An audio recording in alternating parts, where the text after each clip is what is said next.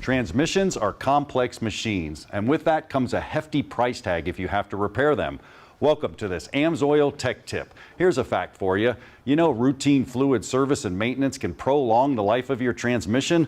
That's definitely a fact, and we believe in that here at Motorhead Garage. Here's a maintenance schedule, and you can see everything that's going on with all the maintenance. And right above there, you can see the actual transmission. You can see it at 45,000 miles, 90,000 miles, and 135,000 miles.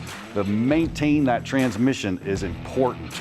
Now, how do you maintain it? Well, you can see it right here. There's a filter in the pan down there. There's an actual gasket and an oil pan. It has to flow through there to the pump. I'll show you that in a minute. But this is not an instructional video, but we're going to actually show it to you as we go. Here's how we did it. We actually removed the bolts. I like to do them from the back to the front. Leave a couple in the back so you can tip it forward so you don't take a transmission bath. All that fluid drains out, then you just pop the filter out, put the new one in, make sure it's popped in there well so you're not sucking any air, causing any problems.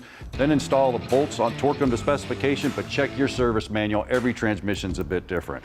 But Len, we're all about maintenance and service here at Motorhead Garage. Why is it important to service a transmission?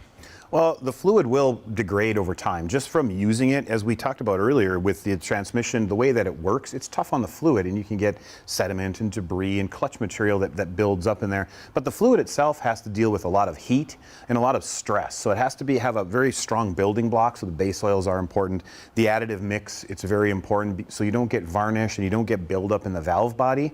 In fact, the Signature Series product can actually stay in there 2 times longer than the manufacturers recommend in severe service situations. And that's huge because we're talking about wearing on the clutch packs. We're talking about varnish on the valve bodies.